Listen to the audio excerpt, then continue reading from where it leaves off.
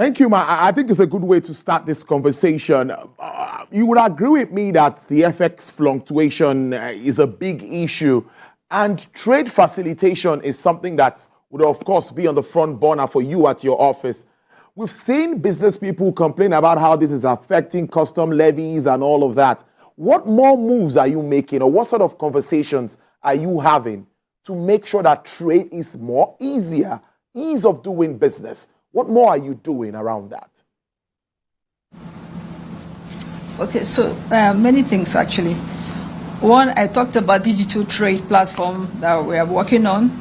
And this digital trade support we are getting from WTO and the World Bank. That includes increasing the digital infrastructure, especially around commerce, and building the e-commerce platform that will enable SMEs to trade. Then the logistics and the entire value chain for trading is what we're now trying to de-risk. The fastest and best way that we identified is to create the one-stop export promoting centers, or what you call the export processing centers. Now, we have also gone into very advanced stages of negotiations with Afrexim Bank to develop some of these centers. Those centers will test, process, package, and carry out all the necessary documentations. We have all the multi-agents who are responsible or who inspect and certify all exports for export.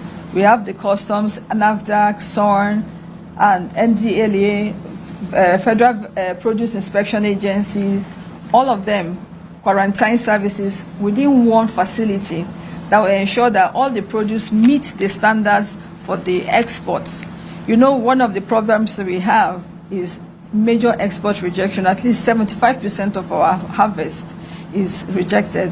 So we have, first of all, we have 75% post-harvest losses, and then the ones that make it eventually for export, we have a huge export rejection. Now, with this export processing center, we will have a drop in export rejection and an increase in our export volume. Now, that's one. Then now look at the entire logistics itself of moving your goods from the export processing center to the port. That's where the Enhanced National Trade Facilitation Committee is then going to play a role to identify all the factors that are responsible for all the trade and non-trade barriers that are making the cost of export very high, and sometimes delaying the export process itself. So this committee is charged, ready to look at why we have multiple roadblocks. Why don't we have enough trailers and vehicles to move goods? Why is the rail system not functioning properly? Are the roads connected properly to our markets, to our farm gates, to our warehouses, to the export processing centers?